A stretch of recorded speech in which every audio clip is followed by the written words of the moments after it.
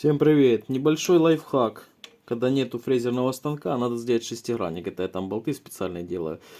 И в общем, сделал такое приспособление, ну, шаблон. Угол 120 градусов. Как его сделать? Обычно делается треугольник равносторонний. И, соответственно, вот этот угол будет 120 градусов. Мы берем деталь, в нашем случае это будущий болтик, винтик, болтик.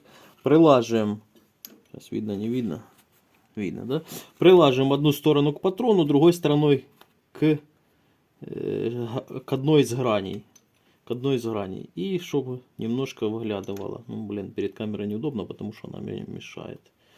На самом деле это все быстрее. Вот, приложил, поставил, зажал.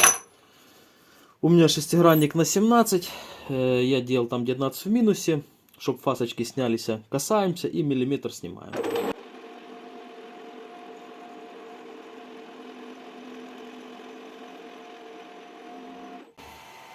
Трошечки не по центру резец. Ну ладно, я его выставлю потом. Вот, и еще одна грань готова.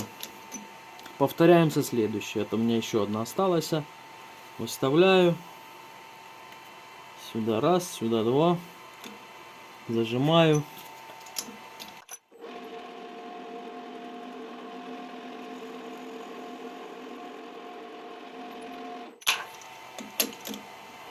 Так, ну вот и все.